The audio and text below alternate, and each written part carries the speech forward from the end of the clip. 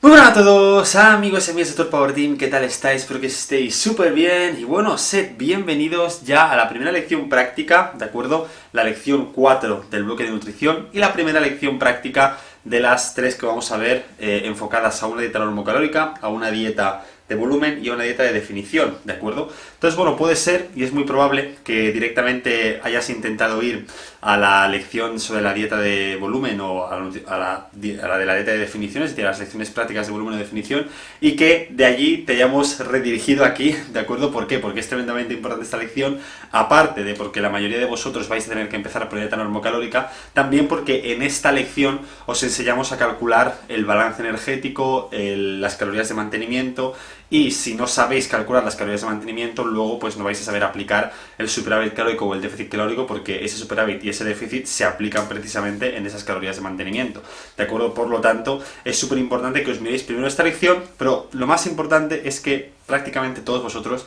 vais a empezar con la normocalórica, independientemente de vuestro nivel, ¿vale? Aunque vuestro nivel sea muy alto, también os recomendamos que empecéis por una normocalórica porque es un tipo de dieta y, como vais a ver a continuación, nos da muchísima información sobre vuestro metabolismo, ¿de acuerdo? Por lo tanto, aquí estamos, ¿vale? Caso práctico, dieta normocalórica, vamos a dar de muchísima caña, ¿vale? Y bueno, recapitulando un poco, ¿no? Sobre todo lo que hemos visto en estas lecciones, y algo que he querido transmitirte a lo largo de todo este bloque enfocado en la nutrición, es que la dieta y nuestra alimentación no tiene que ser vista como un incordio o como un sacrificio costoso, sino más bien como una parte de nuestro camino como atletas y nuestra mejor aliada, junto con el entrenamiento para lograr todos los objetivos deportivos que nos propongamos, ¿vale? Ya sea ganancia masa muscular, pérdida de grasa, etcétera. En primer lugar, hemos podido ver cómo el cambio de hábitos de alimentación y el trabajo metabólico del atleta es un proceso lento y que requiere tiempo y disciplina, pero también hemos visto cómo estos cambios son imprescindibles antes de afrontar cualquier protocolo nutricional, ¿vale? Esto lo hemos machacado muchísimo, es tremendamente importante, ¿vale? Dichos cambios en nuestros hábitos alimenticios no consisten en complicadas fórmulas o estrategias solo al alcance de algunos pocos, sino que más bien hemos visto cómo consisten en pequeñas modificaciones, ¿de acuerdo?, que tienen un gran impacto, ¿vale?, en nuestro estilo de vida, que poco a poco podemos ir introduciendo sin ningún tipo de problema, ¿vale? Ese es el primer paso, el primer combo prohibido para empezar en esto del mundo de la nutrición, ¿vale? El primer cambio que hemos visto ha sido el de adoptar una estructura dietética de referencia, lo vimos, os acordáis, súper importante, con el objetivo de empezar a establecer un orden en nuestras comidas, empezar a aplicar un poco de conciencia al fenómeno de la alimentación. Con este cambio no solo lograremos empezar a aplicar cierta virtud y disciplina a nuestra forma de comer, sino que también empezaremos a comer de manera más equilibrada y variada, ¿vale? Si os acordáis, estuvimos viendo ejemplos de estructuras de menú muy interesantes para mantener una óptima variedad y una óptima calidad nutricional, ¿vale? Seguidamente, y una vez ya tenemos cierto orden y estructura en nuestra forma de alimentarnos, hemos visto cómo podemos empezar a tomar conciencia de la cantidad de calorías y macronutrientes que manejamos, con el objetivo de poder utilizarlos como herramienta a nuestro favor en un futuro. No obstante, también hemos visto cómo las macronutrientes y las calorías, pese a su gran impacto e importancia, no lo son todo, ¿vale? La calidad nutricional también es importantísima, los micronutrientes también son importantísimos, ¿vale? Tenemos a nuestros queridos micronutrientes, que hoy le vamos a dar bastante caña, ¿vale? Os voy a enseñar bastante sobre los micros en esta lección, los cuales se encuentran principalmente en alimentos que parecen de poca importancia dada su baja cantidad en calorías y macronutrientes, pero que son súper ricos en otras sustancias igual de importantes para nuestra salud y rendimiento deportivo, como las vitaminas y los minerales, ¿vale? Aquí hablamos de las verduras, frutas, etcétera, ¿vale?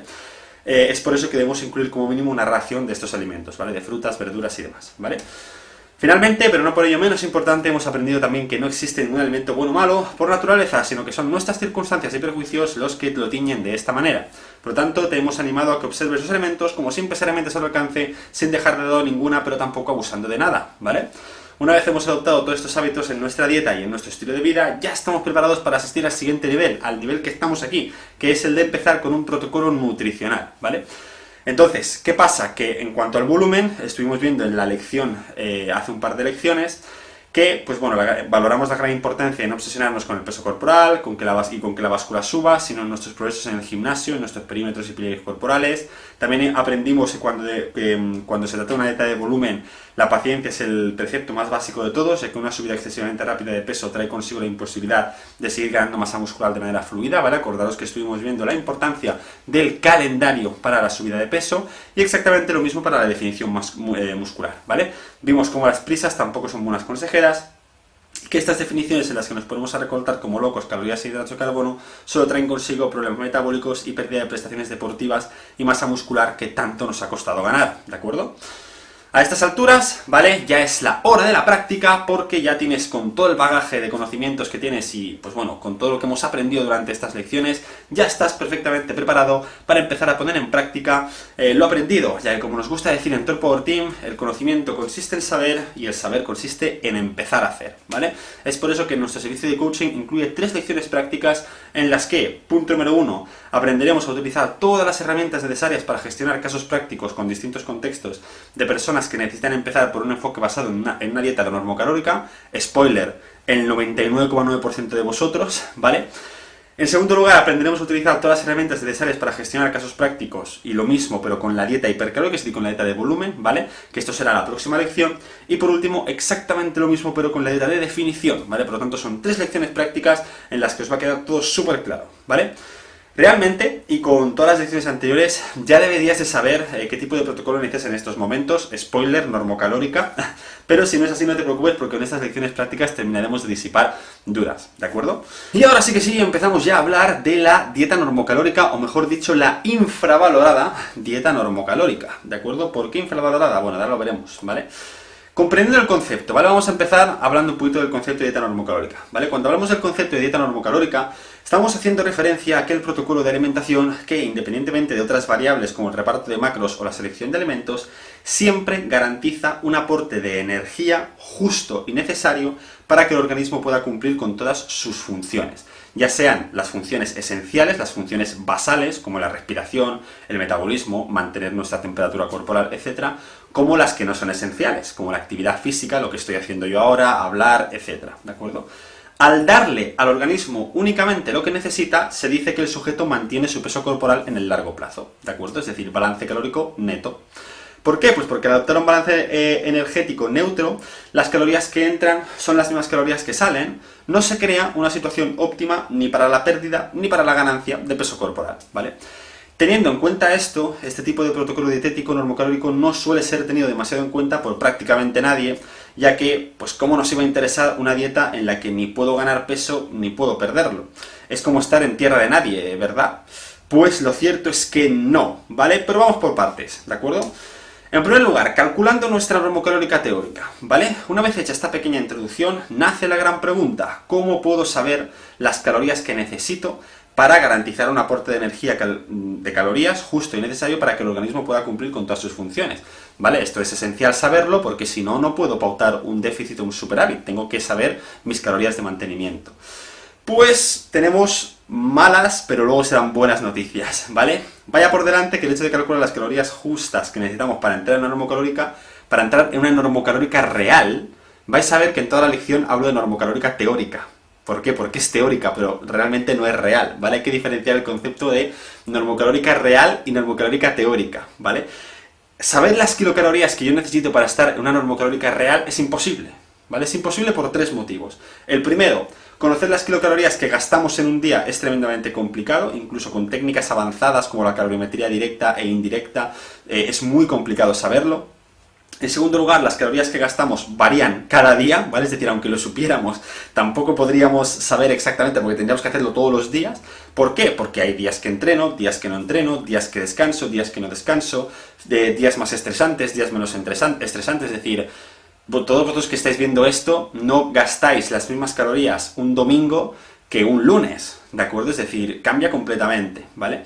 Y en tercer lugar, calcular las calorías que ingerimos es exactamente igual de imposible. La imprecisión en el etiquetado, sumado a los procesos digestivos y metabólicos del cuerpo, hace imposible que sepamos exactamente cuál está siendo nuestra ingesta real. Es decir, muchos de vosotros podéis ingerir 500 calorías y habrá uno que de esas 500 calorías absorba 400, habrá otro que absorba 300, habrá otro que absorba 450, ¿de acuerdo? Es decir, es realmente imposible calcular el balance energético real. Solo lo podemos hacer de manera teórica, ¿de acuerdo?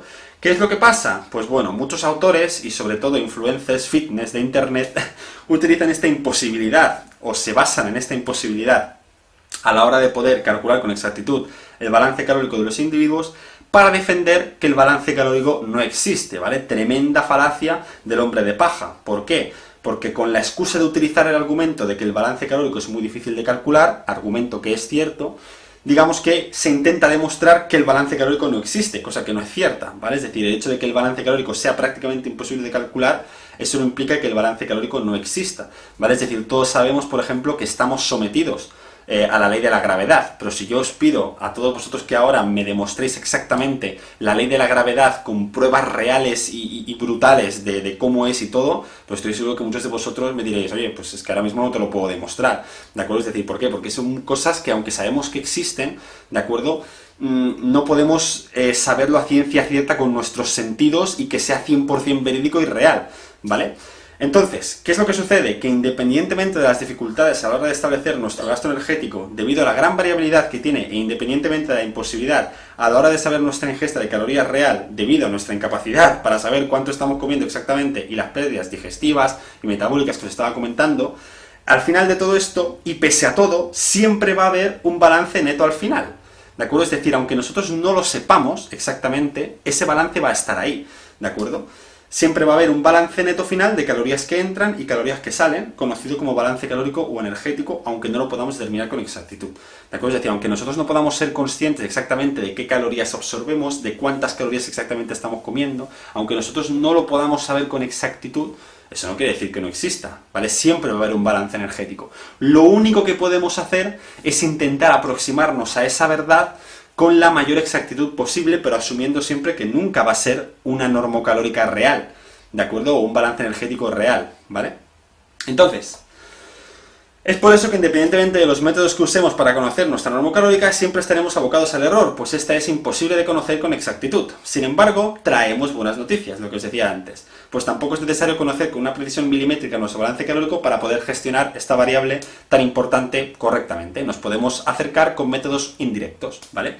Si hacemos uso de una serie de métodos teóricos basados en nuestras características, es decir, sexo, edad, altura, peso, y combinamos estos métodos con un pequeño estudio experimental sobre nosotros mismos, es decir, poner en práctica esas calorías teóricas y ver cómo respondemos, podremos intuir perfectamente cuál es el intervalo de calorías en el que nuestro organismo más o menos mantiene el peso corporal en el corto-medio plazo. Es decir, si yo, por ejemplo, me pongo una normocalórica y mi normocalórica teórica pues es de 2.500 calorías y yo me pongo en práctica con esas 2.500 calorías y resulta que, pues, ostras, estoy perdiendo peso, pues realmente, vale, pues lo que hago es subir un poquito calorías, 2.700, vale, pues con 2.700 ya estoy manteniendo peso, ¿vale? Por lo tanto, ya sé más o menos cuánta comida tengo que comer para mantener el peso, ¿vale? Por lo tanto, combinando estos métodos teóricos con un pequeño estudio con nosotros mismos, pues ya podemos saber qué calorías son las que necesitamos para mantener el peso corporal, ¿vale?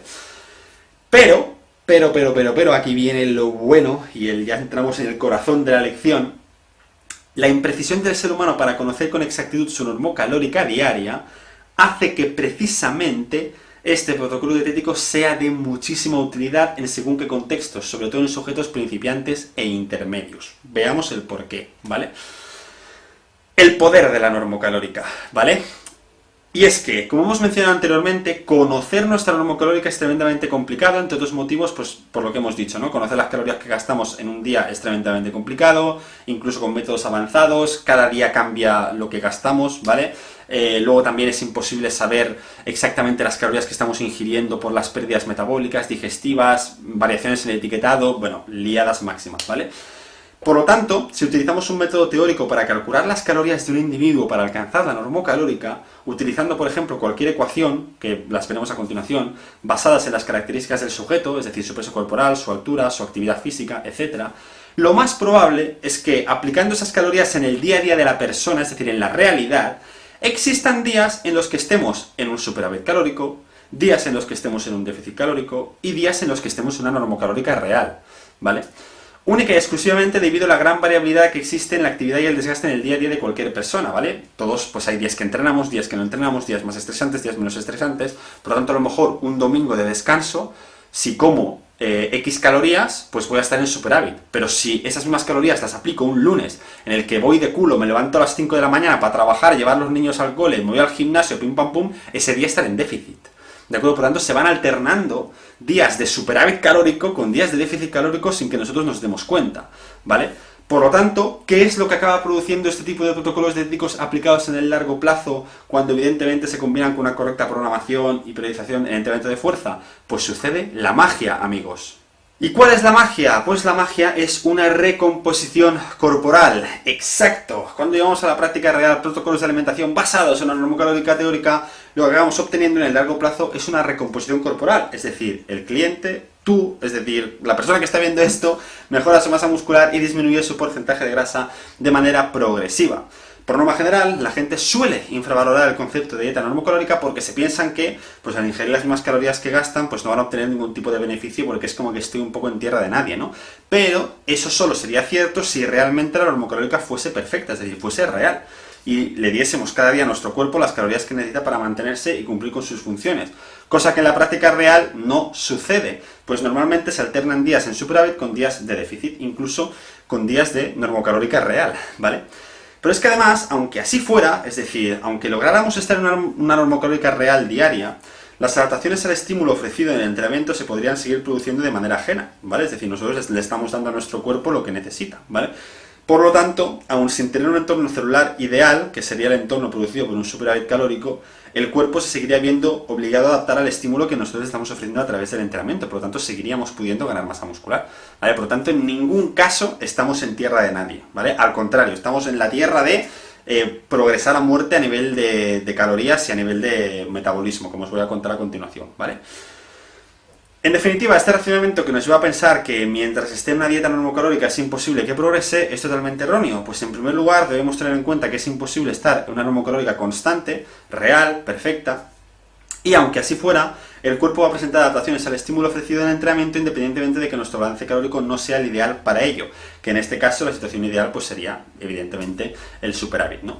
Por todo esto, desde Torque Power Team consideramos la dieta normocalórica teórica como un protocolo muy útil e interesante, sobre todo en los siguientes contextos, que básicamente son un montón, ¿no? Sujetos principiantes que necesitan adquirir hábitos dietéticos saludables, sujetos que vienen de una larga etapa de sedentarismo, sujetos con unas bajas prestaciones metabólicas, es decir, que en lo que hicimos en la lección de valoración del atleta, en la valoración inicial, obtuvieron una puntuación de punto débil o suficiente, tanto a nivel de prestaciones metabólicas como a nivel de prestaciones físicas, sujetos poco experimentados en el gimnasio en general, es decir, bajo nivel de prestaciones deportivas, psicológicas, etc., sujetos principiantes intermedio con un alto porcentaje de grasa, sujetos avanzados que salen de una etapa de definición, es decir, en personas avanzadas que salen de una etapa de definición también nos gusta empezar una dieta reversa con la normocalórica, sujetos que han llevado a cabo dietas muy restrictivas a nivel calórico, que vienen de protocolos, pues eso, matasanos, como me gusta llamar a mí, sujetos que han llevado a cabo dietas muy restrictivas a nivel de carbohidratos,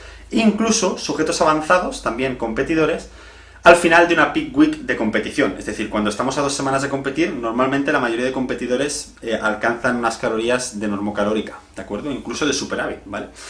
Dicho esto, ¿en qué contextos podríamos saltarnos la dieta normocalórica? Pues bueno, 5 contextos, ¿vale? El primero, en sujetos activos, deportistas y entrenados habituados a hacer actividad física diariamente, sujetos con unos correctos hábitos dietéticos, sujetos con unas óptimas prestaciones metabólicas, sujetos con unas óptimas prestaciones físicas y sujetos experimentados en el gimnasio en general, ¿vale? Es decir, buen nivel de prestaciones deportivas, psicológicas, etc. Entonces, yo sé que tú ahora estás pensando, perfecto, yo estoy dentro de estos 5 puntos, por lo tanto, no hará falta que haga la normocalórica, sino que podré empezar directamente con superávit y con déficit.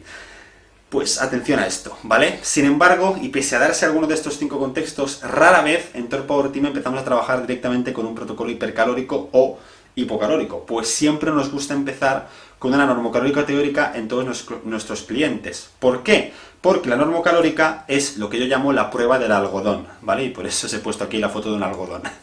Independientemente de las características del sujeto, en Torque Power Team siempre nos gusta empezar con una dieta normocalórica teórica para poner a prueba la salud y la capacidad metabólica del atleta. Y es que en todos nuestros años de experiencia nos hemos encontrado con 3 tipos de respuesta a la dieta normocalórica, y esto es muy curioso, ¿vale? Sujetos que al ser expuestos a una dieta normocalórica teórica se mantienen en el peso corporal, ¿vale? Este es un buen indicador, entre otros, de que el atleta goza de una capacidad de flexibilidad metabólica a priori bastante correcta, bastante normal, ¿no? Todo normal. En segundo lugar, sujetos que al ser expuestos a una dieta normocalórica teórica pierden peso, ¿de acuerdo? Entonces, claro, esto puede ser un buen indicador o un mal indicador, depende de cómo lo mires, porque puede ser un buen indicador en el sentido de que si yo te pongo en una normocalórica y pierdes peso, significa que tu metabolismo es una caldera, pero también puede significar que vienes de una etapa en la que estás comiendo un montón por encima de tus posibilidades y a la mínima que te ponen en normocalórica teórica, digamos que estás recortando un montón de calorías y entonces pierdes peso también. Por lo tanto, si estás en este segundo punto, es o que estás muy bien o que estás muy mal. Es uno de los dos extremos, ¿de acuerdo? Entonces, evidentemente, si estamos hablando de un chico deportista sano y con una resistencia a la insulina de coña y con unas buenas prestaciones, pues probablemente le meteremos una normocalórica y perderá peso, ¿vale? Lo mismo sucederá con una persona, pues, con un porcentaje de grasa altísimo, que viene de unos malos hábitos dietéticos, etcétera, pues le pondremos una normocalórica y perderá peso también. ¿Por qué? Porque venía de comer tanto que al ponerle normocalórica le estamos recortando mucho las calorías y por lo tanto simplemente por eso ya está perdiendo peso, ¿vale? Y al ser expuesto a una normocalórica empieza a entrar en un normopeso, ¿de acuerdo? Todo normo. En tercer lugar, sujetos que al ser expuestos a una dieta normocalórica teórica ganan peso, grasa corporal. Esto es pues el peor indicador, ¿no? Porque claro, si yo te pongo una normocalórica y ganas peso ya con la normocalórica, pues significa que ahí hay mucho trabajo que hacer a nivel metabólico, ¿vale? Entonces, de esta forma, independientemente del nivel del atleta, el hecho de empezar siempre el mesociclo de la programación aplicando una dieta normocalórica nos aporta una valiosa información acerca del metabolismo del atleta, ¿vale? Por norma general, y basándonos en toda nuestra experiencia con cientos de atletas, los sujetos entrenados, con buenas prestaciones físicas y deportivas y unos óptimos hábitos dietéticos, tienden a perder peso, a perder grasa, siendo expuestos a una simple dieta normocalórica teórica. Pero insisto, esto también se podría dar en el extremo opuesto, es decir, una persona que todo mal, ¿vale? Por otro lado, los sujetos no entrenados, sin buenas prestaciones físicas deportivas y con unos malos hábitos de alimentación, al principio incluso podrían ganar peso y grasa simplemente siguiendo una dieta normocalórica teórica. ¿Por qué? Porque tiene una muy baja flexibilidad metabólica, ¿vale? Concepto que hemos machacado muchísimo. Posteriormente, esta situación se revierte en cuanto el atleta empieza a sumar entrenamientos y prestaciones deportivas, en cuyo caso la tolerancia a la normocalórica aumenta hasta que finalmente llega un punto en el que el atleta empieza incluso a perder grasa y a experimentar una ganancia de masa muscular, una recomposición corporal gracias a la dieta normocalórica, ¿vale? Es decir, es posible que al principio, al ser expuestos a la dieta normocalórica, notéis algunas oscilaciones en el peso corporal, ¿vale? Es decir, a lo mejor os cuesta un poco comer al principio, ganáis un poco de peso, ¿vale? No pasa nada. Conforme vayáis dándole caña a los entrenamientos, ¿de acuerdo? Conforme vayáis sumando prestaciones y progresando en los entrenos, vais a ver como poco a poco vais teniendo más hambre, estáis más magros, os apetece comer más y poco a poco podremos ir subiendo calorías, ¿vale?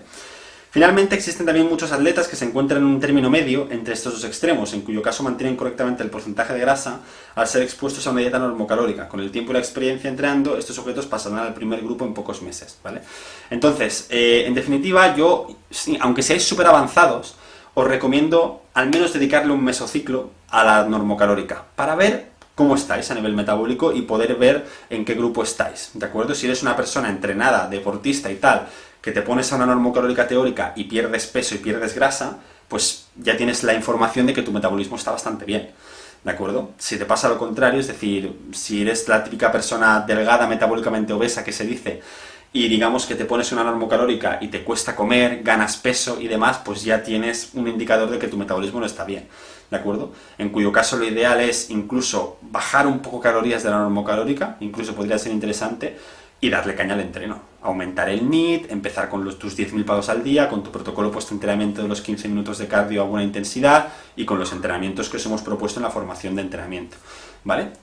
En definitiva, os recomendamos encarecidamente que, lo que os he dicho, independientemente de que estéis dentro de contextos en los que sería interesante que trabajarais unos cuantos mesociclos en dieta normocalórica, dediquéis por lo menos un mesociclo de la programación, 4 o 6 semanas, a hacer esta pequeña prueba del algodón, y esto os dará una información muy valiosa sobre vuestro metabolismo, ¿de acuerdo? Por lo tanto, importantísimo. Por otro lado, si os encontráis en alguno de estos contextos, la idea es que dediquéis como mínimo 4 o 6 mesociclos, ¿de acuerdo? Es decir, entre 4 y 6 meses aproximadamente, a trabajar con vuestra normocalórica teórica y simplemente dejar que el entrenamiento de fuerza haga lo suyo y empecéis a experimentar pues esta recomposición corporal, ¿de acuerdo? Entonces, me voy a poner un poquito así, que se me ve un poquito desde arriba, yo creo que bien.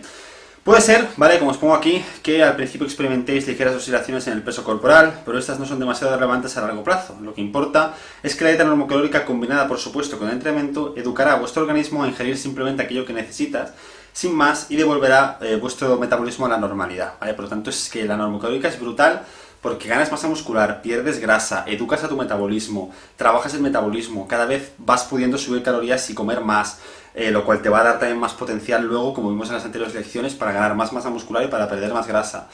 Es perfecto, ¿vale? Además, la dieta normocalórica os servirá de campo de prácticas para empezar a construir, por si fuera poco, unos hábitos dietéticos saludables, como vimos en la lección 1, ¿de acuerdo? En la lección de nutrición, ¿vale?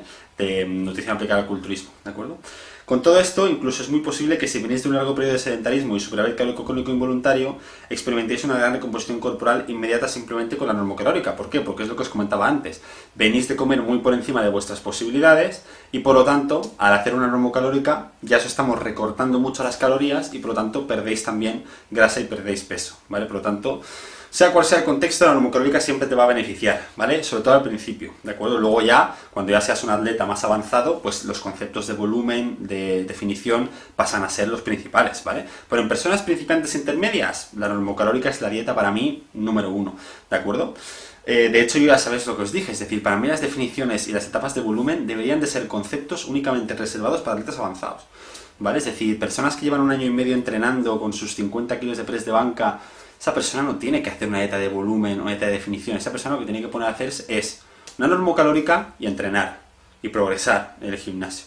Porque si esa persona que genera ese desgaste calórico tan bajo, con esas prestaciones tan bajas, porque su nivel es bajo, si tú la pones en un superávit, esa persona va a ganar un montón de grasa sin sentido, ¿de acuerdo? Entonces es súper importante, ¿vale? Esto lo hemos dicho muchas veces. Posteriormente, después de pasar por este periodo de prueba, podréis empezar a subir calorías progresivamente para incrementar vuestra capacidad metabólica, alcanzando esos resultados que muchas veces publicamos por redes sociales, ¿vale? El secreto de estos cambios reside en la dieta normocalórica. O sea, con esta persona no hemos hecho otra cosa y lo hemos dicho 1000 veces. Luego aquí también os pongo otro cambio igual, ¿vale? Con estas personas, ¿de acuerdo? Que veis aquí los cambios de, oh, madre mía, cómo sacan todos tableta y tal.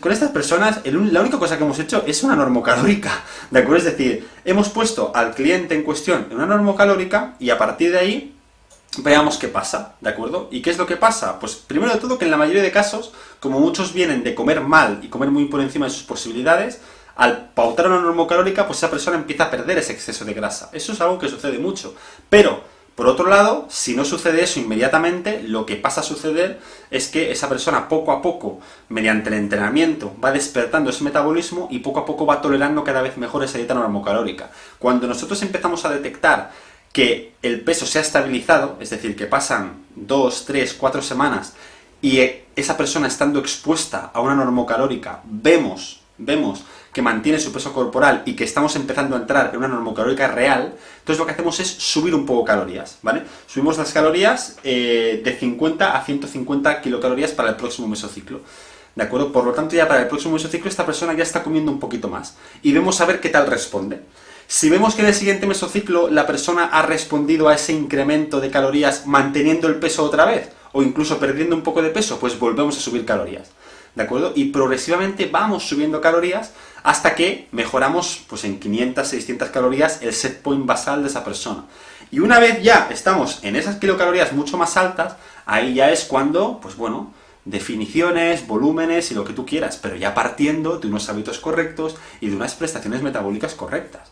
No empezando ya directamente, o sea, con este chico de aquí, ¿de acuerdo?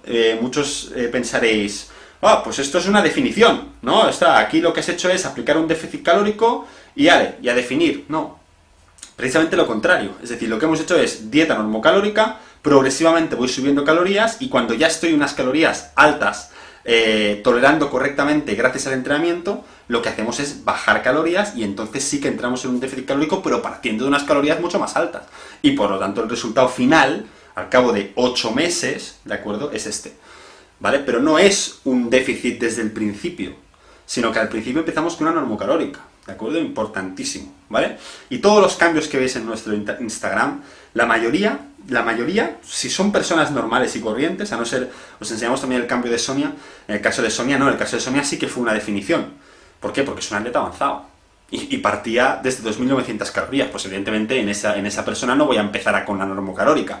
Lo que voy a hacer es ya directamente empezar con un déficit, ¿de acuerdo? Pero en estas personas que son personas normales y corrientes, sujetos con los que seguramente os sentiréis perfectamente identificados, esta es persona normocalórica. Normocalórica, trabajo metabólico, poco a poco ir subiendo calorías cada mesociclo si se toleran bien, es decir, si el peso corporal se mantiene o baja. Y una vez ya tengamos unas calorías bastante más altas, una vez ya seamos capaces de haber aumentado ese set point calórico en 400, 500 calorías, que insisto, eso se produce gracias al entrenamiento, al progreso en el entrenamiento, al incremento de prestaciones, al incremento de fuerza, ahí es cuando ya recortamos calorías y pues a mutar y a perder grasa y a que se quede aquí pues cuerpo de Men's Health, ¿no? Para la revista Men's Health, ¿de acuerdo? Y mira, de este cambio precisamente había mucha gente que me decía, pero es la misma persona, tal. Y yo, bueno, el tatuaje le delata un poco, ¿de acuerdo? O sea que sí, es la misma persona, ¿vale? Lo que pasa es que, bueno, aquí estaba en el gimnasio y llevaba la mascarilla puesta, ¿de acuerdo? Entonces, más cositas. Además, el hecho de ser capaz de tolerar cada vez más calorías va a suponer que en un futuro, cuando quieras empezar una etapa de definición, pues lo que decíamos, vas a partir desde unas calorías mucho más altas. Y esto lo estuvimos viendo en la anterior lección, ¿vale? Que estuvimos hablando de que los atletas pro, ¿vale? Los culturistas pro empezaban a definir con calorías altísimas, ¿de acuerdo? Estuvimos viendo que, pues eso, una de las características más importantes de los sujetos pros es la capacidad para ser capaces de tolerar altas cantidades de hidratos de carbono y altas cantidades de calorías, lo cual hace que seas mucho más eficiente ganando masa muscular y mucho más eficiente luego perdiendo grasa. Por lo tanto, el que intente definir con 1200 calorías o con 2000 calorías, pues lo va a pasar fatal y va a perder un montón de músculo. Ahora bien, el que empiece a definir con 6000 calorías, pues se lo va a pasar, va a ser un paseo, ¿de acuerdo? Por lo tanto, importante, ¿vale? Es por eso que, como os digo, con todos nuestros atletas siempre empezamos con esa normocalórica para empezar a incrementar esa capacidad metabólica, ¿de acuerdo? Porque lo estuvimos viendo, ¿vale? Recordad, superávit calórico en un metabolismo dañado, excesiva ganancia de grasa. Déficit calórico en un metabolismo dañado, excesiva pérdida de músculo, ¿de acuerdo? Entonces, vamos ya a calcular la normocalórica teórica, ¿vale? Joan, ya me has dicho la importancia de la normocalórica y me has convencido. Venga, vamos allá, ¿de acuerdo? Pues vamos a aprender a calcularla, ¿vale? Muy sencillito, ¿de acuerdo? Llegados a este punto, ya eres todo un experto del protocolo dietético normocalórico y deberías ser plenamente consciente del poder que tiene este enfoque a menudo tan infravalorado. La cuestión ahora es, ¿cómo lo calculo?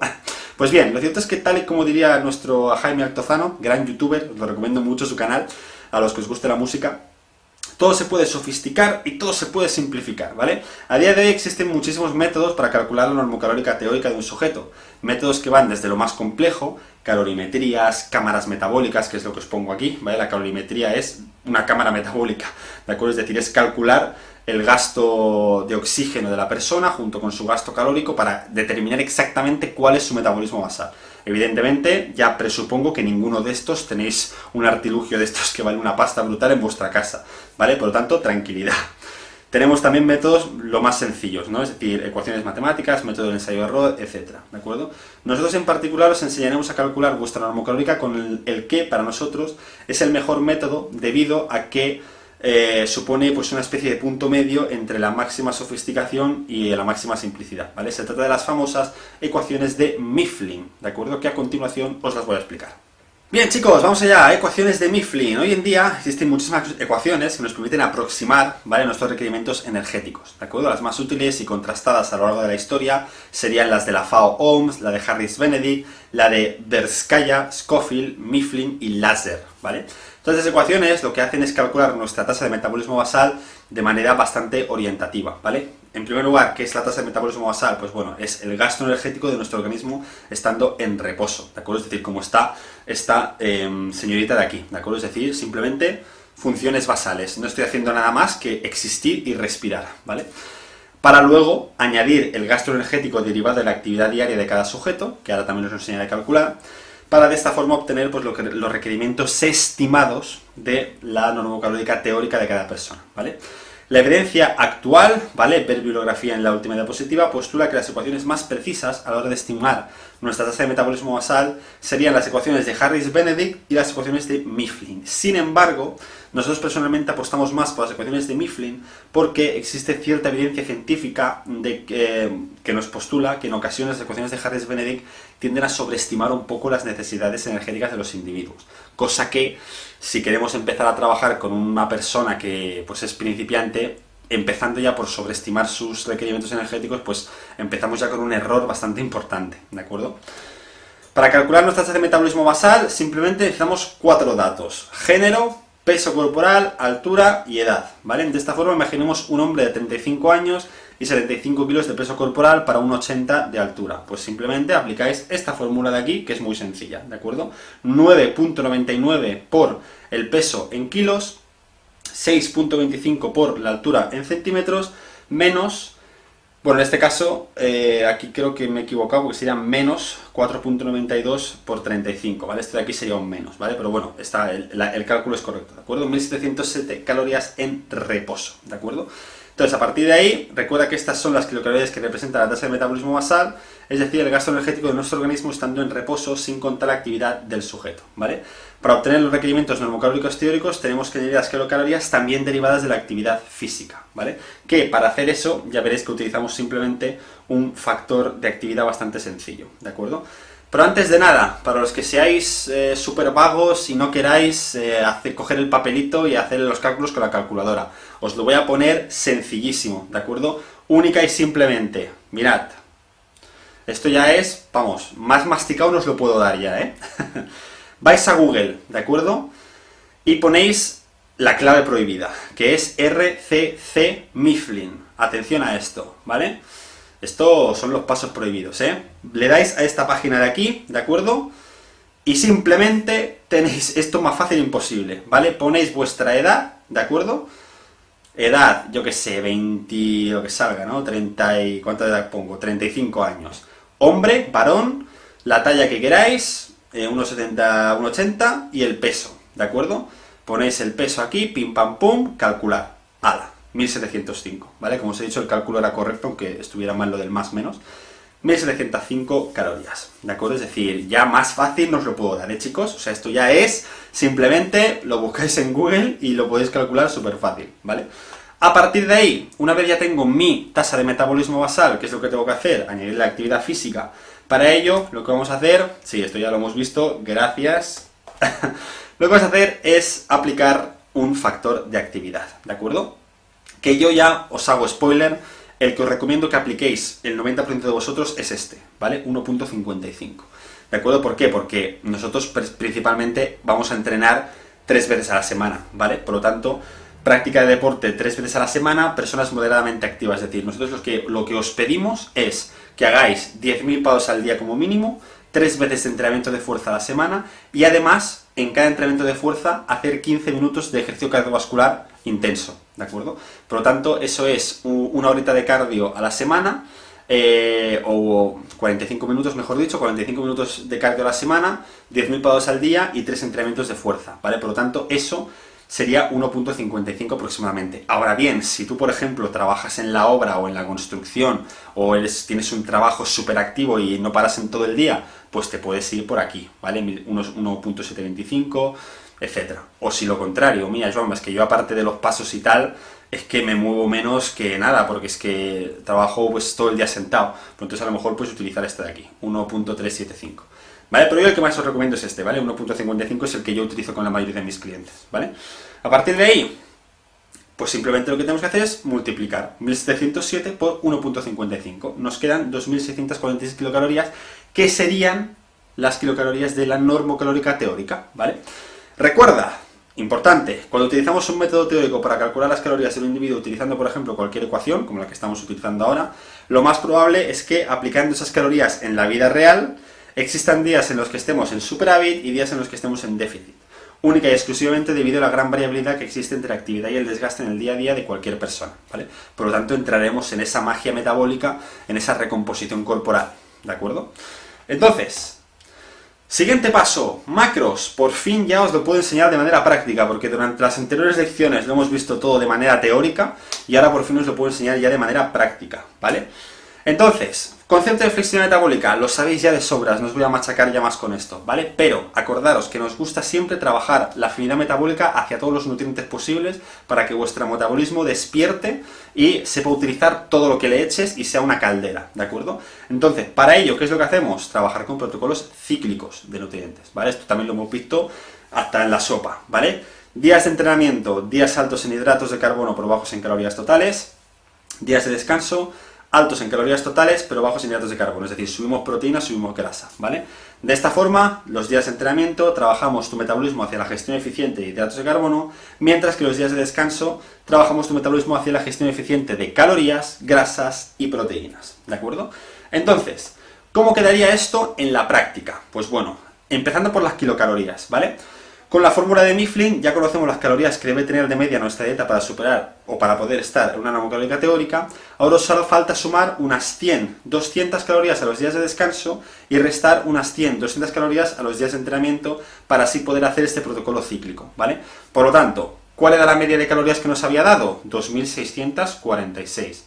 ¿Cuáles serían las kilocalorías para los días de entreno? Pues cojo 2646 y le resto 100. O incluso le puedo restar 150 o incluso 200, pero no más de 200, ¿vale? ¿Qué me da? 2546. Pues estas van a ser las kilocalorías que voy a consumir los días de entreno, ¿vale? Por otro lado, los días de descanso, 2646, pero esta vez en vez de menos 100, más 100. Por lo tanto, 2746 kilocalorías es lo que voy a consumir los días de descanso, ¿de acuerdo? Fácil. Importante, aquí ya vamos a responder las preguntas, ¿vale? ¿Por qué kilocalorías bajas? Importante, respuesta. El entrenamiento suele tener efectos anorexígenos, es decir, supresión del apetito, por lo que un enfoque más bajo en comida puede resultar más cómodo para el atleta, ¿vale? Es decir, para el 90% de la gente, el entrenamiento produce una supresión del apetito por el cortisol, ¿de acuerdo? Es decir, por el incremento de las hormonas del estrés, ¿vale? Por lo tanto, los días de entrenamiento es como que tenemos un poco el estómago un poco más cerrado, ¿de acuerdo? Entonces se agradece más el hecho de comer un poco menos, ¿vale? ¿Por qué hidratos más altos? Pues los días de entrenamiento el atleta tiene una mayor demanda de energía en forma de hidratos de carbono, lo cual supone un contexto ideal para trabajar la afinidad del atleta hacia los hidratos de carbono, ¿vale? El cuerpo nos pide hidratos porque vamos a entrenar, pues aprovechamos para trabajar el metabolismo con los hidratos, ¿vale? ¿Y por qué grasas y proteínas más bajas? Simplemente para poder cuadrar en el cómputo calórico total la cantidad tan alta de hidratos de carbono y además, como no necesitamos recuperarnos, no necesitamos altas cantidades de proteínas y grasas, ¿de acuerdo?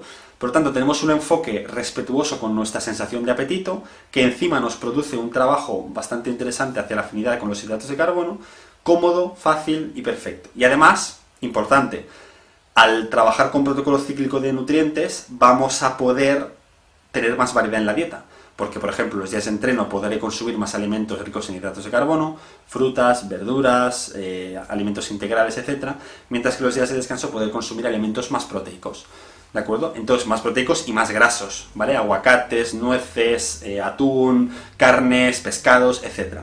Por lo tanto, eso va a hacer que la dieta también sea mucho más variada y que cada día tengáis una cosa diferente, ¿de acuerdo? Por lo tanto, importante. Entonces, ¿qué porcentaje de macronutriente utilizar? Pues os lo contamos. Pues mirad, chicos, es lo que os pongo aquí arriba, ¿vale? En Tour Power Team los días de entrenamiento nos gusta apostar por una cantidad de calorías totales más baja, combinada con una cantidad de hidratos más alta, es decir, aproximadamente un 60% de las kilocalorías, y una cantidad de grasas y proteínas más baja, es decir, un 20% de las calorías respectivamente. No obstante, ¿de acuerdo? En personas que presentéis un elevado porcentaje de grasa, que seáis más principiantes, que seáis más novatas, a lo mejor os recomendaría aquí no llegar a un 60% y llegar a un 50%, ¿vale? En cuyo caso le añadiríamos un 5% más a grasas y proteínas. Por lo que os estuve comentando, ¿vale? Es decir, un enfoque más centrado en las grasas, en personas que presumiblemente pueden tener una resistencia a la insulina, un metabolismo dañado, ¿vale? Puede ser más interesante trabajar con los hidratos un poquito más bajos, ¿de acuerdo? Por lo tanto, si ese es vuestro caso, lo ideal es que esto, en vez de 0.6, sea 0.5, ¿vale? Y esto, en vez de 0.2 y 0.2, sea 0.25, 0.25, ¿de acuerdo? Entonces, sencillo, para calcular, acordaros, que esto lo vimos en la lección de la inicial, la más sencillita, acordaros, un gramo de hidratos de carbono son 4 calorías, ¿vale? Un gramo de proteína son 4 calorías, un gramo de grasa son 9 calorías, ¿vale? Por lo tanto, para obtener los gramos que necesito de hidratos, proteínas y grasas, si tengo las calorías, es muy sencillo. ¿Por qué? Porque simplemente hago el 60% de 2546 y esas kilocalorías derivadas de hidratos simplemente las divido entre 4 y me da 382 gramos de hidratos, ¿vale? Exactamente lo mismo para las proteínas y luego para las grasas, en vez de dividirlo entre 4, lo divido entre 9 porque un gramo de grasa son 9 calorías, ¿vale? Por lo tanto, ya tendría aquí calorías y macros de los días de entrenamiento. ¿De acuerdo? Luego, días de descanso, cambiamos radicalmente el enfoque, ¿vale? Tenemos calorías más altas, hidratos más bajos y grasas y proteínas más altas. ¿Por qué calorías más altas? Pues bueno, como tenemos la necesidad de recuperarnos de los días de entrenamiento y ya no está presente ese efecto anorexígeno producido por las hormonas de estrés que vienen producidas por el entrenamiento, estamos mucho más relajados, la sensación de hambre incrementa mucho, por la comida abundante se agradece, ¿vale? Estamos un poco con el hambre desatada, ¿de acuerdo? porque el cuerpo nos lo pide, está cansado, tiene daño muscular, nos pide comer más, estamos relajados porque es día de descanso y por lo tanto comer más se agradece mucho más, ¿vale? ¿Por qué los hidratos más bajos? Pues porque la actividad física baja, evidentemente, solo tendríamos el NEAT, ¿vale? Por lo tanto, solo necesitamos unos pocos carbohidratos para rellenar los depósitos de glucógeno y listo. ¿Y por qué grasas y proteínas más altas? Pues porque son nutrientes reparadores, como la proteína, y que nos van a venir genial para los días de descanso. Asimismo, el consumo de grasas tiene por objetivo guardar la mayor parte de los hidratos para la reposición de glucógeno, ¿de acuerdo? Entonces, ¿qué porcentaje de macros me gusta utilizar aquí? Pues me gusta utilizar un 40 de hidratos, 40% de hidratos, 30% de proteínas, 30% de grasas. Ahora bien, vuelvo a lo de antes, si eres una persona que a lo mejor tiene esos problemas a nivel metabólico y digamos que estamos hablando de ese contexto de persona con un alto porcentaje de grasa, que viene de un profundo sedentarismo, resistencia a la insulina, etcétera, etcétera, yo a lo mejor sería más conservador y esto sería un 35 de hidratos, ¿vale? 35 de hidratos, 35 de grasas, 30 de proteínas. O 35 de hidratos y aquí hacemos, digamos, 40 de grasas, 25 de proteínas, por ejemplo. Es decir, simplemente dejar la proteína más o menos igual y jugar un poco más con los... quitar un poquito de hidratos y sumar un poquito de grasas. Eso en contextos como los que hemos hablado, ¿vale?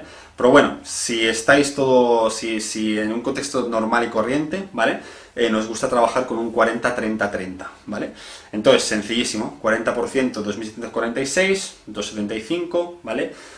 Cuando lo dividimos entre 4, ¿de acuerdo? Exactamente lo mismo para las proteínas, 206, y para las grasas exactamente lo mismo, ¿vale? Por lo tanto, como veis, nos quedan los hidratos más bajos, las proteínas nos quedan más altas, y las grasas también nos quedan más altas, ¿de acuerdo? Por lo tanto, al cambiar el enfoque, también podemos entonces jugar con alimentos diferentes. Por lo tanto, los días de entreno juego más con alimentos ricos en carbohidratos, ¿vale? Es decir, cereales integrales, pan integral, frutas, verduras, etcétera, mientras que los días de descanso juego más con alimentos más proteicos, más grasos, huevos, claras de huevo, proteína de suero, etcétera, etcétera, ¿vale? Pescados, carnes, no os preocupéis porque esto lo veremos en una lección, digamos, en las que tú y yo vamos a hacer una dieta, ¿de acuerdo? Que me pondré con el Loom y editaré un documento para hacer una dieta, seleccionando los alimentos, ¿vale? Haciendo este mismo protocolo cíclico de nutrientes, ¿de acuerdo? Por lo tanto, que nadie se preocupe porque todavía habrá más práctica, ¿vale? Entonces, la cosa quedaría tal que así, ¿vale? Ficha técnica de la dieta, esto lo tendréis en los planes, ¿de acuerdo? Aquí ponéis vuestro nombre, vuestra edad y género, vuestro peso y altura, vuestro porcentaje de grasa visual, ¿de acuerdo? Si lo podéis medir con un plicómetro mejor, pero si no, pues lo hacemos visual con las fotos que os puse en la anterior lección. Luego aquí las prestaciones metabólicas, ¿vale? Las kilocalorías totales que nos ha dado, si os acordáis, 2.746, y la media de hidratos de carbono, que la media de hidratos de carbono simplemente se calcularía de hacer 382 más 275 partido 2, es decir, la media semanal, ¿vale? De la misma forma que 2.646 viene de hacer la media entre estos dos valores, ¿vale? Sin más. Y vuestro nivel, que ya sabéis que esto es opcional, ¿vale? Tipo de dieta normocalórica, objetivos, aumento de la capacidad metabólica y afinidad hacia las calorías y hidratos de carbono, poco a poco ir subiendo mesociclo a mesociclo de 50 a 150 kilocalorías, y observaciones especiales, pues yo aquí siempre pongo si la persona tiene intolerancia, si no tiene intolerancia, si es vegana, si no es vegana, si es musulmana, y por lo tanto tiene que comer halal, etc. Entonces, la plantilla que os facilitaremos para que podáis hacer vuestra propia dieta tendréis esta ficha técnica, ¿vale? Esta ficha técnica debéis rellenarla con lo que acabamos de ver, ¿de acuerdo? Importante, no es estrictamente necesario que sigáis exactamente la misma distribución de los macronutrientes y de calorías, esto es lo que os he comentado, ¿vale? Mientras mantengáis... Uy, ha sonado algo, bueno. Mientras mantengáis la proteína más o menos igual, ¿de acuerdo? Y garanticéis ese 1.62 gramos por kilogramo de peso corporal, podéis jugar bastante con los hidratos y con las grasas, acordaros, ¿de acuerdo? Entonces... Siguiente paso, micronutrientes, importantísimo, ¿vale? Bueno, esto lo estuvimos viendo en la anterior lección, bueno, no, en la anterior lección creo que fue en la de la dieta de volumen y en la de la nutrición aplicada al culturismo, es decir, la primera lección que vimos, ¿vale? Que es que estuvimos hablando un poquito de las carencias micronutricionales y su impacto negativo en los deportistas, ¿vale? Y esto me pasa muchísimo, ¿de acuerdo? Es decir, cuando le hablo a mis atletas de los macronutrientes y micronutrientes y de su importancia para alcanzar los objetivos deportivos, muchos de ellos pues solo se quedan con el mensaje de los macros, ¿de acuerdo? Y reducen la nutrición pues a 4 cositas muy sencillas, ¿no? Calorías, hidratos, grasas y proteínas, fuera. Y esto se acaba traduciendo en dietas muy pobres a nivel micronutricional, ¿vale? Es decir, son dietas muy altas en calorías pero muy bajas en nutrientes, ¿vale? Habitualmente, todas las personas que no son conscientes de su alimentación suelen presentar algún tipo de carencia nutricional de alguna vitamina o mineral. Asimismo, también es muy común encontrar dietas de deportistas que presentan muchas carencias micronutricionales que están lastrando no solo su salud, sino que también su rendimiento deportivo, ¿vale?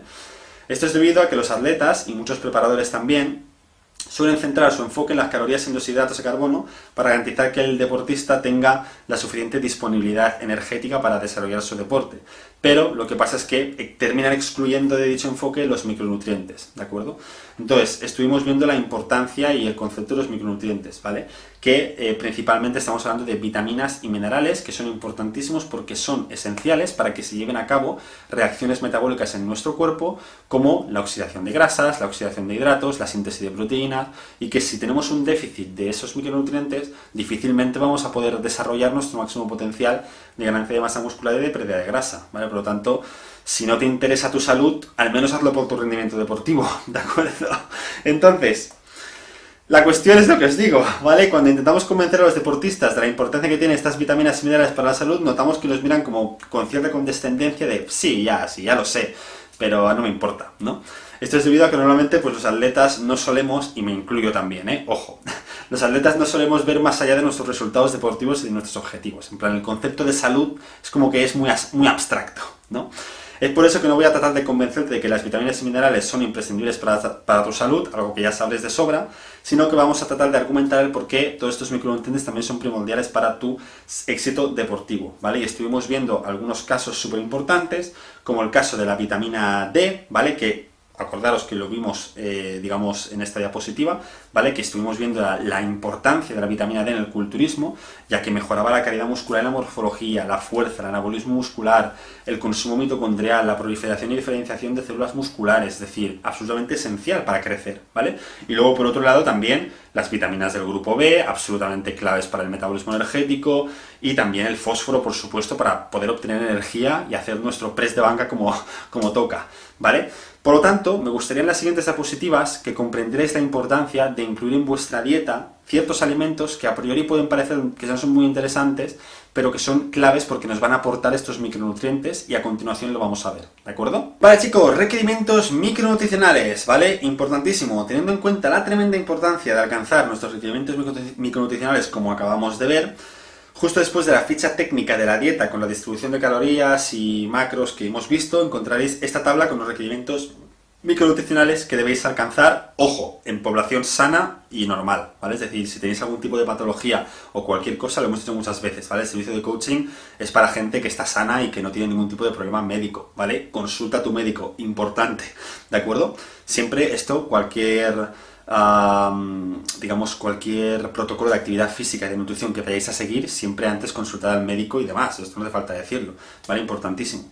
Afortunadamente, los requerimientos micronutricionales de base son bastante similares en todos los seres humanos, a excepción de algunos casos, en donde el sujeto en cuestión ya presenta alguna deficiencia micronutricional, como os digo, o patología de inicio, en cuyo caso es posible que tenga que incrementar la cantidad de aquel nutriente en cuestión, ¿vale? Es por eso que siempre os recomendamos realizaros analíticas nutricionales de sangre con cierta frecuencia para detectar posibles deficiencias y, ostras, pues si me sale que me falta hierro, pues incrementar el hierro, ¿de acuerdo? Que ahora veremos en qué alimentos está, por cierto. Entonces, buenas noticias, ¿vale? La evidencia científica actual nos dice que aquellas personas que ya siguen una dieta variada, incluyendo todos los grupos de alimentos que veremos a continuación, tanto de origen animal como de origen vegetal, alcanzan perfectamente la gran mayoría de requerimientos micronutricionales, a excepción de algunos casos puntuales de déficit calórico extremo, en los cuales si sois competidores, pues sí que a lo mejor es importante la suplementación, ¿vale? Saber esto es de mucha utilidad, pues no necesitamos estar cuadrando las dietas a nivel micronutricional, micronutriente por micronutriente, sino que podemos centrarnos simplemente en aplicar la máxima variedad posible a nuestra dieta, evitando vetar ni demonizar ningún alimento, ¿vale? Recuerda, los únicos alimentos que deberías eliminar de tu dieta son los ultraprocesados y ni siquiera estamos a favor de eliminarlos al 100%. Acuérdate de ese ejemplo que vimos de aquel papel social que muchas veces cumplen estos alimentos y que también los tenemos que valorar por eso, ¿de acuerdo? Entonces, acordémonos, ¿vale?, de lo que estuvimos viendo en la lección 1 del bloque de nutrición, de lo de aprender a diversificar nuestra dieta, ¿vale? Estuvimos viendo esas dos posturas que siempre encontrábamos en los atletas, que en primer lugar teníamos esa postura de lo único que me importa son los macros y las calorías, es decir, postura Joan Pradés, en plan, me las suda todo, batidos de hormigón, arroz y pollo y fuera, ¿no? Es decir, esta sería la postura número 1, ¿de acuerdo? El problema de este planteamiento, como estuvimos viendo, es obvio. La poca diversificación en la dieta y la poca calidad nutricional de la misma hacen que en conjunto la alimentación de este tipo de personas sea muy pobre. Son personas que ingieren una cantidad de calorías muy altas, pero una cantidad de nutrientes muy baja, ya que se pierden en el camino todos aquellos alimentos que no son ricos a nivel macronutricional, pero sí que lo son a nivel micronutricional, ¿vale? Entonces, como vimos, es igual de o más grave no llegar a la cantidad de micronutrientes que necesitamos todos los días que no llegar a la cantidad de macros, ¿vale? Ya no solo por un tema de la salud, sino también por un tema de rendimiento deportivo, ¿vale? Olvídate de ganar peso, ganar y perder peso de manera limpia, es decir, que cuando perdemos peso sea de grasa y como cuando ganamos peso sea de músculo, si no tenemos una buena calidad nutricional de la dieta, ¿vale? Acordaos que siempre os pongo esta infografía de nuestro amigo Ted Pool con estos estudios, ¿vale? En los que a paridad de superávit calórico, personas que son expuestas a una buena dieta, a una dieta con una buena calidad nutricional, ¿vale? Entonces tenemos una proporción de peso ganado mucho más alta en músculo y cuando perdemos peso tenemos una proporción de peso perdido mucho más alta en grasa y mucho más baja en músculo, ¿vale? Por lo tanto, sí, como pongo aquí, comer bien importa y mucho, ¿de acuerdo? Por lo tanto, importante. Entonces, como os decía, después está la postura 2 del voy a complicarme todo lo que pueda y más, si es posible. Os pongo aquí la foto del chef Gordon Ramsay. Entonces, en contraste con la anterior postura simplista y que afronta su dieta de manera banal, tenemos la siguiente postura, que es la postura de complicarse la vida a más no poder. Y es en contraste de lo que veíamos antes. También tenemos personas apasionadas de la cocina, cuyos platos como mínimo siempre tienen que contener 250 ingredientes distintos y cada día tienen que comer lo mismo, ¿vale? Y bueno, o sea, cada día tienen que comer diferente, ¿vale? Y bueno, realmente, pues esta postura no resulta un problema, ¿no? Si tienes un montón de tiempo y los conocimientos culinarios necesarios, pues oye, perfecto, ¿no? Sin embargo, pues evidentemente la mayoría de personas somos gente ocupada que queremos interesarnos por nuestra alimentación, pero insisto, tampoco queremos aquí presentarnos a un concurso de cocina, ¿no? Entonces, es imposible, por norma general, presentar adherencia a este tipo de dietas tan originales, por lo que nuestro aguante será directamente proporcional a nuestro nivel de paciencia, ¿de acuerdo? La solución, punto medio, ¿de acuerdo? Por un lado, tratar de simplificar todo lo que podamos los platos y comidas para no pasarnos horas y horas cocinando, pero por otro, evitar todos los días comer exactamente lo mismo para poder incluir todos los grupos de alimentos en tu dieta. Aquí es donde entra la gran importancia también del protocolo cíclico de macronutrientes, ¿vale? En Torque Power Team ofrecemos esas dos dietas totalmente distintas, ¿vale? Más altas un día en hidratos, otro día más altas en proteínas y grasas, ¿de acuerdo? Con la que no solo estamos trabajando la flexibilidad metabólica, sino también estamos encontrando ese equilibrio perfecto entre calidad nutricional de la dieta y sencillez, ¿vale? Porque por un lado tienes dos dietas, pero como son dos dietas tan diferentes y con todos los grupos de alimentos, pues entonces estamos perfectamente cubiertos, tanto a nivel macronutricional como a nivel micronutricional, ¿vale? Otra de las muchas estrategias que utilizamos para incrementar la calidad nutricional y la flexibilidad de la dieta es cambiar de fruta todas las semanas o incluir frutas y verduras de temporada, incluir siempre nuevas verduras en tus recetas, alternar farináceos integrales con los no integrales, probar distintas fuentes proteicas como el pescado, entre paréntesis, existe vida más allá del pollo, por favor, y incluir también legumbres de manera puntual, ¿vale? Por no hablar de los frutos secos, lácteos que veremos a continuación. ¿De acuerdo? En definitiva, ser variados, pero tampoco sin necesidad de convertirse en un maestro de la cocina. ¿De acuerdo? Keep it simple, ¿vale? Pese a que una dieta con objetivos deportivos suele ser bastante cerrada y simple para facilitar la tarea de registrar y alcanzar nuestros objetivos macro y micronutricionales, se puede añadir variedad. No me seáis Joan Pradés, no me seáis excusas, ¿vale? Y en segundo lugar, se puede llevar una alimentación variada sin tener que complicarte demasiado la vida. Solo tienes que permanecer con la mente abierta y tener en cuenta todas las opciones que te ofrecen los distintos grupos de alimentos, ¿de acuerdo? Por lo tanto, importantísimo, ¿vale? Entonces, ahora sí, vamos a ver un poquito de selección de alimentos, ¿vale? Que insisto, esto me importa que lo veáis, porque luego así en las lecciones, en la lección en la que vamos a hacer tú y yo desde cero una dieta desde cero, vais a ver por qué escojo esos alimentos, ¿vale? Entonces quiero que veáis esto, porque vais a comprender el por qué me gusta escoger según qué tipo de alimentos, ¿vale? Alimentos que, como os decía antes, puede que no sean muy interesantes a nivel macronutricional a priori, pero que a nivel micronutricional sí que son tremendamente importantes, ¿vale? Por lo tanto, vamos a ello. Vale, entonces en relación a los hidratos de carbono, ¿vale? No os voy a volver a dar la turra, porque esto lo estuvimos viendo tanto en la lección 1 como en la lección 2, ¿de acuerdo? Pero sí que me gustaría hacer la diferenciación entre los carbohidratos simples y los carbohidratos complejos, ¿vale? Acordaros de que en función de su estructura química, ¿vale? Tenemos dos tipos de carbohidratos. Los carbohidratos simples, que son los que encontraríamos en la fruta, los azúcares, los alimentos procesados muchas veces también, y que son azúcares que se digieren muy rápido, te pega, digamos, un pico de insulina muy rápido y por lo tanto enseguida vuelves a tener hambre y digamos que no son muy interesantes para personas, pues eso, con patologías metabólicas y que tienen resistencia a la insulina, por ejemplo, ¿no? Pero también hemos visto muchas veces que si el balance energético es el correcto, ¿de acuerdo? Tú puedes hincharte a comer este tipo de alimentos con azúcares simples y perder peso, ¿vale? Es decir, lo estuvimos viendo en el estudio de Kepner, es decir, que pusieron a sujetos obesos, si os acordáis, a consumir fruta, arroz y demás, y muchos azúcares simples, ¿de acuerdo? Y perdían peso, ¿por qué? Porque el balance calórico era negativo, ¿de acuerdo? Por lo tanto, quiero deciros, no echéis la culpa a los carbohidratos de lo que habéis... o sea, no le eches la culpa a los carbohidratos de lo que se ha producido por un estilo de vida incorrecto perpetuado en el tiempo. Esto ya lo hemos visto muchísimas veces, ¿vale? Entonces, yo personalmente prefiero, ¿de acuerdo?, que vuestra dieta esté principalmente basada en un 90% en carbohidratos complejos, ¿vale? Puede haber un 10% de la dieta de azúcares, ¿de acuerdo? Pero me gusta más que la mayor cantidad de hidratos sean, pues eso, insisto, carbohidratos complejos. Otra cosa es contextos, pues a lo mejor de atletas de competición que para ganar peso necesitan comer 6.000 calorías, pues a lo mejor en esa persona sí que utilizamos carbohidratos más simples como el arroz blanco, o la pasta blanca, o el pan blanco, ¿de acuerdo? Para poder llegar a esas calorías más fáciles, ¿vale? Pero me gusta que principalmente utilicéis estos que vemos aquí, ¿vale? Avena, arroz integral, boniato, patata, pan integral, quinoa, legumbres, guisantes, copos de maíz, verduras, etcétera, ¿vale? Para alcanzar vuestros requerimientos de carbohidratos, ¿vale? A nivel de grasas, ¿de acuerdo? Esto lo estuvimos viendo en la lección también número 1, ¿vale? Acordaros que hay que tener mucho cuidado con el concepto de grasa saludable y grasa no saludable. ¿Por qué? Porque grasa saludable, sí, es saludable, como estuvimos viendo, porque son grasas antiinflamatorias, son grasas anticancerígenas, grasas cardioprotectoras, pero acordaros que también son grasas y por lo tanto tienen 9 kilocalorías por gramo, por lo tanto son calóricas, ¿vale? Por lo tanto, la típica persona que no, yo no voy a engordar porque voy a comer solo aguacate y salmón y aceite de oliva. Son alimentos muy sanos, pero son alimentos muy calóricos, por lo tanto vas a entrar en un balance calórico positivo y vas a ganar peso, ¿de acuerdo? Por lo tanto, importante, ¿vale? Entonces, saludables sí, pero con moderación, porque son muy calóricas y siempre hay que cumplir con nuestros macros, ¿vale? Y luego, por otro lado, el tema de las grasas no saludables, que también... Claro, es un concepto un poco abstracto porque la gente se piensa que, como no son saludables, significa que son las causantes de las patologías y demás. En plan, no. Es decir, tú puedes tener una persona deportista con un buen balance energético y de coña y que esté consumiendo mucha grasa saturada y que esté perfectamente, ¿de acuerdo? ¿Por qué? Porque no es la grasa saturada lo que te va a dar una patología.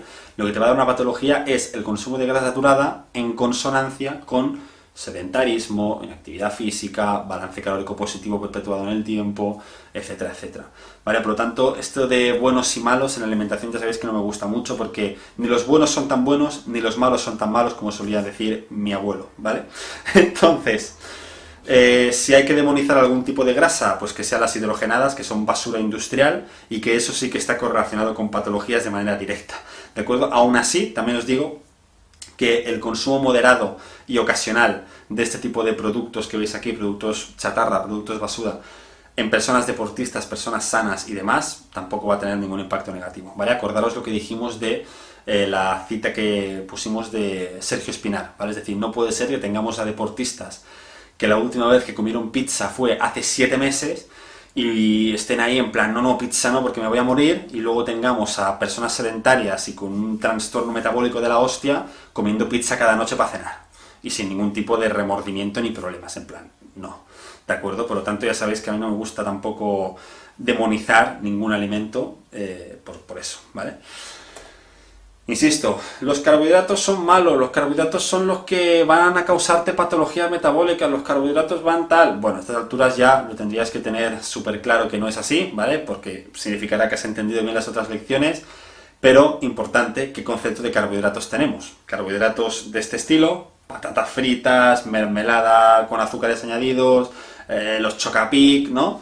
O los carbohidratos que yo entiendo que son carbohidratos, como son pan integral, fruta, tubérculos, arroz y demás, ¿vale? Luego las grasas es exactamente lo mismo, ¿no? Es que realmente son las grasas son las malas, porque son las que te van a causar patologías cardiovasculares, te va a subir el colesterol, tal, no sé qué. Bueno, ¿qué concepto de grasas tienes tú? Porque yo el concepto que tengo de grasas son aceite de oliva, aguacate, nueces. Claro, si las grasas que hablamos son grasas hidrogenadas, pues evidentemente sí. ¿Vale? Pero ni todas las grasas son iguales, ni todos los carbohidratos son iguales, y es cuestión de escoger lo mejor de cada campo y tenerlo en consonancia con un correcto estilo de vida, ¿vale? Si estamos en esas, que nadie se preocupe, que con esta visión holística de la nutrición y con esta visión de tener en cuenta que una patología metabólica o detrás de una persona que tiene un gran problema de sobrepeso, de un gran porcentaje de grasa, hay muchísimos factores más allá de los carbohidratos o de las grasas, ¿vale? El día en que comprendamos eso, Instagram será un lugar mucho más bonito porque dejaremos de ver sandeces de gente que culpa a los carbohidratos, gente que culpa a la insulina y gente que falta culparme a mí de los males de metabólicos de la gente, ¿no? Por lo tanto, no caigamos en eso, por favor, ¿de acuerdo? Reduccionismo no, holismo sí, ¿vale? Luego, proteínas también lo estuvimos viendo, alimentos ricos en proteína ya sabéis, ¿de acuerdo? No descuidéis la proteína vegetal, ¿vale? Porque cuando pensamos en proteína, pues pensamos en proteína whey, pensamos en salmón, en pescados, pensamos en pollo, pensamos en pavo, pero acordaros de que también tenemos proteína vegetal, ¿vale? Las legumbres son alimentos ricos en proteína, los frutos secos son alimentos ricos en proteína, incluso los cereales también tienen proteína. Lo que pasa es que suelen ser deficientes en algún aminoácido, pero si tú te comes pues arroz, digamos, con otro tipo de fuente de proteína completa, por ejemplo arroz con huevo, con pollo, lo que sea, pues ya estarás en una ingesta consumiendo todos los aminoácidos que necesitas. Por lo tanto, que nadie se raye por eso tampoco, ¿vale? Entonces, lo de la carne roja, ¿vale? Que esto lo digo porque la carne roja es un alimento que a nivel micronutricional es muy interesante, ¿de acuerdo? Gran fuente de hierro, gran fuente de muchas vitaminas también. Entonces, claro, surge la duda de, Juanma, ¿debería de incluir como fuente de proteína también la carne roja, ¿no? Que esto me lo preguntáis muchísimo.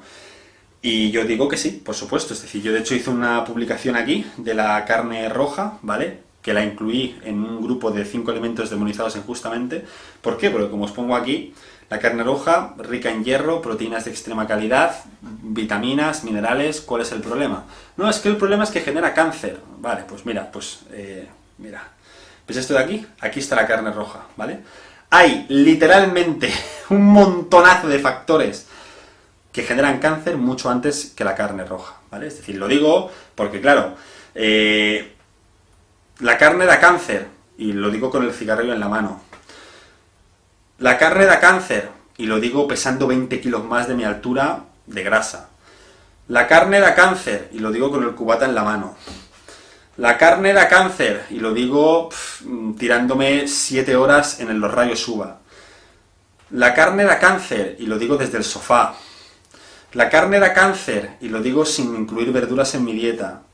La carne da... y así infinitamente, ¿vale? Es decir, la carne, ¿de acuerdo? Dentro de todos los factores que generan cáncer está al final de todo, ¿de acuerdo? Es decir, si eres una persona que sigues una dieta alta en fibra, dieta alta en frutas y verduras, eres deportista, no bebes, estás en un peso normal, no fumas, etcétera, que nadie se preocupe, que nadie va a desarrollar un cáncer por comer 2 veces a la semana ternera en la dieta. Que nadie se preocupe, por Dios. Y sobre todo, a las personas que os digan lo de la carne y lo digan desde el sofá, ¿vale? Ya sabéis lo que tenéis que hacer. En plan, le mandáis aquí a ver este vídeo. ¿De acuerdo? Por lo tanto, sí, todos los alimentos, esto ya os lo digo en serio, ¿vale? Que estoy aquí un poquito haciendo la broma. Todos los alimentos tienen cosas buenas y cosas malas. Todos, absolutamente todos, ¿de acuerdo? Incluso las verduras son alimentos que a nivel macronutricional no son interesantes, muchos tienen muchos antinutrientes, ¿vale? Pero de todos los alimentos tenemos que hacer una balanza de lo que nos aportan y de lo que nos quitan, ¿de acuerdo? Y en el caso de la carne, como en el caso de muchos otros alimentos, son mucho más beneficiosos que perjudiciales, es decir, la balanza nos sale positiva, ¿vale? Por lo tanto, sentido común, ¿de acuerdo? Vale, chicos, y ahora sí que sí, muy brevemente, porque tampoco os quiero dar mucho la tabarra con esto, ¿vale? me gustaría enseñaros algunos alimentos, ¿de acuerdo? Que pese a que, insisto, muchas veces no los tenemos en consideración porque son alimentos pues que a lo mejor a nivel macronutricional no nos aportan tanto, ¿de acuerdo? A nivel micronutricional nos ayudan precisamente a alcanzar estos requerimientos que son tan importantes, ¿de acuerdo? Entonces me gustaría hablaros de algunos micronutrientes en cuestión, de su importancia y de en qué alimentos lo podemos encontrar, con el objetivo de que luego, cuando hagamos esa lección práctica que os he comentado de hacer la dieta, entendáis el por qué me gusta incluir esos alimentos y entendáis de que yo es que no tenga un pacto con los lácteos, o no es que tenga un pacto con la carne roja, o no es que tenga un pacto con las legumbres y con los frutos secos, sino que es que si os digo de incluirlos es por algo, ¿de acuerdo? Entonces, mirad. En primer lugar, vitamina A, ¿de acuerdo? Una vitamina tremendamente importante, ¿vale? Como veis aquí os he puesto un poco para los más frikis, por si queréis ver, digamos, las funciones que desarrolla la vitamina A en nuestro cuerpo. La vitamina A, al igual que la vitamina D, es prácticamente considerada como una hormona porque tiene un impacto muy fuerte en la regulación de la expresión de nuestros genes, sobre todo en la creación de nuevos tejidos, ¿vale? Por lo tanto, es una vitamina, para mí, de las más importantes, ¿vale? ¿En qué alimentos las encontramos? Alimentos como el hígado, zanahorias, espinacas, calabaza, lácteos, huevos, etcétera, ¿de acuerdo? Por ejemplo, la tiamina, que es la vitamina B1, ¿de acuerdo? Absolutamente importantísima también, el metabolismo de los hidratos de carbono y metabolismo energético en definitiva, ¿vale? ¿En qué alimentos la encontramos? Pues por ejemplo en carne blanca, como la carne de cerdo, pescado, queso, mejillones, lentejas, avellanas, espárragos, tubérculos. Insisto, yo os recomiendo, ¿vale?, que de esta diapositiva hagáis captura, ¿vale? Porque así vais a tener todas las fuentes de alimentos a vuestra disposición, ¿vale? Por ejemplo, la vitamina B2, también absolutamente clave en este metabolismo energético. Carne roja, ¿de acuerdo? Aquí tenemos otra vez la carne roja, nueces, lácteos, ¿de acuerdo? Champiñones, espinacas, brócoli, huevos, pescado, ¿vale? Exactamente lo mismo con la vitamina B3, absolutamente esencial, ¿de acuerdo?, para la producción de energía y para poder tener una óptima flexibilidad metabólica, ¿de acuerdo? ¿En qué alimentos lo vamos a encontrar? Pescados como el salmón, hígado, el pan, ¿de acuerdo? Almendras, guisantes, mejillones, distintos tipos de pescados, semillas, arroz, maíz, etcétera, ¿vale? Alimentos que, pues a lo mejor, pues tú dices, coño, pues no había caído en el maíz o en las almendras, o sea, ¿de cuántas dietas que hemos reaccionado en el canal de YouTube, cuántas tienen estos alimentos? O sea, ¿qué quiero decir? O sea, cuando nosotros analizamos una dieta y veis que yo me río con lo del arroz y el pollo, arroz y el pollo, arroz y el pollo, arroz y el pollo, y estoy todo el día con los lácteos, con las espinacas, con los canónigos, con tal, con las verduras, no lo estoy diciendo para, evidentemente, sí lo estoy diciendo para hacer un poco la broma, pero lo estoy diciendo en serio, es decir, porque no observamos estos grupos de alimentos. Yo el día en que vea una dieta de Joan Paradís o de Jorge Tabeto, de lo que sea, que le añade un puñado de nueces, que le añade un poquito de lácteos, que le añade verdura, que le añade pescado, maíz, cuando vea esto diré, está de locos, ¿sabes? Pero mientras no sea así, pues lo que tengo que hacer es hacer un poco el show y reírme un poco, ¿no? Ya que al menos no lo vamos a poder cambiar, pues al menos necesitamos unas risas, ¿de acuerdo? Luego, vitamina B5, también absolutamente clave para la producción de energía. ¿Dónde la vamos a encontrar? ¿En el pollo? Pues mira, esta vez sí. En la carne blanca lo podemos encontrar, ¿de acuerdo? Brócoli también, champiñones, huevos, vitamina B6. Esta vitamina B6 es muy importante porque también es clave para el metabolismo de los aminoácidos, ¿vale? ¿Dónde la encontramos? Pues en el aguacate, en los plátanos, en la carne roja, otra vez carne roja por aquí, zanahoria, pechuga de pollo, atún, etcétera, ¿de acuerdo? Luego, vitamina B9, vitamina B12, también importantísimo para la diferenciación de células, por ejemplo, inmunitarias y otro tipo de células que son súper claves para la sangre, para el transporte de oxígeno, etcétera, ¿de acuerdo? Vitamina B9, ¿dónde la vamos a encontrar principalmente? Lentejas, frijoles, guisantes, avellanas, ¿vale? Es decir, alimentos que, insisto, muchas veces no los tenemos muy en cuenta, pero que estaría interesante incluirlos en la alimentación. Luego, la vitamina B12, exactamente lo mismo, ¿de acuerdo? El lomo de cerdo, huevos, queso, yogur, ¿vale? Yo siempre estoy ahí haciendo la broma de un yogurcito para el postre, hombre, meter ahí un yogurcito, ¿por qué? Porque el yogur es un alimento muy rico también en este tipo de vitaminas que muchas veces se nos pasan, ¿vale? Que son absolutamente esenciales para el metabolismo, ¿de acuerdo? Más cosas, vitamina C, absolutamente clave, ¿vale? ¿Dónde la vamos a encontrar principalmente? Pues en un montón de frutas, ¿de acuerdo? Como la naranja, evidentemente, pero también la fresa, el kiwi, etcétera, ¿vale? Por lo tanto, en el tomate también y en el pimiento, ¿vale? Por lo tanto, también, importantísimo, ¿cuántas veces veis que en la dieta de Joan Pradés pues haya naranjas, o haya fresas, o haya kiwis? ¿no? Entonces, claro, y luego no, pero es que me tomo la pastillita con el de esto, ya, pero es que el que se piense que es lo mismo adquirir los micronutrientes en una pastilla que en una matriz alimentaria, no. A nivel de biodisponibilidad no es lo mismo, a nivel de absorción no es lo mismo, y siempre va a ser mejor ingerir los nutrientes en su matriz alimentaria original que de manera industrial, ¿de acuerdo? Lo de la suplementación del multivitamínico debería de ser simplemente y únicamente como medida extra de decir, bueno, aparte de llevar una buena dieta, voy a tomarme un par de suplementos de multivitamínicos a la semana para garantizar que, si por lo que sea no llegara a esos requerimientos, pues esté llegando, ¿vale? Pero debería de ser algo extra, no deberíamos de basar todos nuestros requerimientos micronutricionales en un suplemento. O sea, es que es lo más artificial y lo más insalubre del mundo, ¿vale? Luego, vitamina D, como hemos visto, también importantísima. Fijaos todos los alimentos en los que la podemos encontrar y que son bastante poco convencionales, ¿vale? Distintos tipos de pescados, salmón, lácteos, yogurcito, un yogur, Joan, un yogur, por favor, un yogurcito, un poquito de leche, unos lácteos, que no muerden los lácteos, que no muerden, que siempre lo estoy diciendo, ¿de acuerdo? Y luego, bueno, tenemos vitamina E también, vitamina liposoluble, que vamos a encontrar principalmente en alimentos grasos, como el aceite de oliva, semillas, salmón, etc. Vitamina K, clave también absolutamente para la coagulación de la sangre, ¿de acuerdo? Y tener una correcta salud a nivel sanguíneo. La vamos a encontrar pues en todo lo verde, prácticamente, ¿de acuerdo? Es decir, coles de Bruselas, lechuga, acelga, espinacas, todo lo que sean frutas de hoja verde, verduras de hoja verde, ¿vale? Es decir, por ejemplo, canónigos, todo eso, ¿de acuerdo? Vamos a encontrar pues la vitamina K, entre otras, ¿vale? Y la vitamina E no lo he dicho, pero como veis aquí, ¿de acuerdo? Antioxidante, ¿de acuerdo? Un potente antioxidante, ¿vale? Que va a participar principalmente en ayudarnos también a recuperarnos, ¿de acuerdo? Es decir, cuando nosotros entrenamos, estamos generando una respuesta, digamos, oxidativa, es decir, estamos generando muchos oxidantes, ¿vale? Entonces, para recuperarnos correctamente, recuperarnos de las agujetas y recuperarnos del daño muscular y crecer, precisamente vamos a necesitar antioxidantes, ¿vale?